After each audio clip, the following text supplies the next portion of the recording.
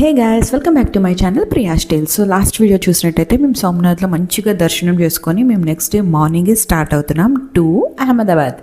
So ఇక్కడైతే మాకు morning early morning 4 o'clock మాకు ట్రైన్ జర్నీ అనమాట.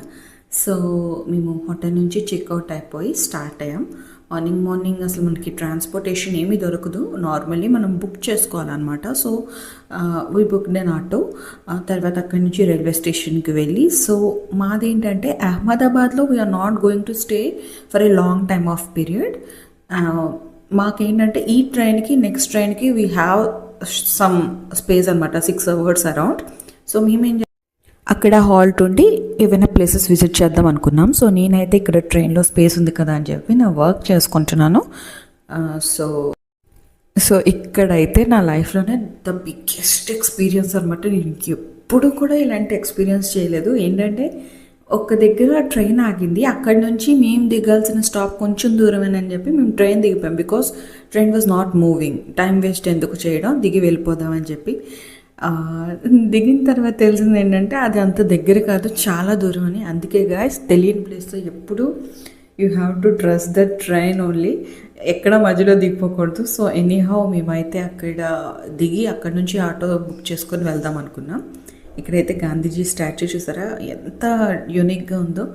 సో ఇక్కడ నుంచి అయితే మేము ప్రజెంట్ ఒక ప్లేస్లోన మా లగేజ్ అంతా పెట్టేసి మేము అక్కడ నుంచి స్టార్ట్ అయ్యాం. ఎక్కడికంటే గాంధీ ఆశ్రమం, శబర్మతి గాంధీ ఆశ్రమం ఉంది కదా. సో అక్కడికి అయితే స్టార్ట్ అయ్యాం. ఫస్ట్ అక్కడికి వెళ్ళే ముందు మంచిగా కొంచెం టిఫిన్ చేద్దామని చెప్పి ఒక దగ్గర టిఫిన్ ఆగాం. బయట ప్లేసెస్లో, ఎస్పెషల్లీ నార్త్ ప్లేసెస్లో మన ఇడ్లీ సాంబార్ దొరకడం is a true blessing guys.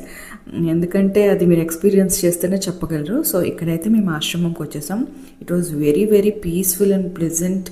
ఇక్కడ నెక్స్ట్ ఖాదీతో చేసిన క్లాత్స్ అండ్ చాలా డిఫరెంట్వి అమ్ముతున్నారు కూడా.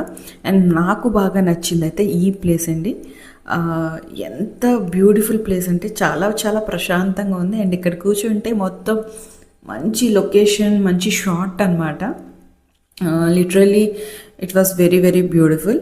సో ఇక్కడ మేము ఏమేమి చూసామంటే దీని తర్వాత నెక్స్ట్ ఎక్కడికి వెళ్ళాం, ఏం చేసామో తెలుసుకోవాలంటే please stay tune to Priya's Tales. Please like, share, subscribe. Bye bye.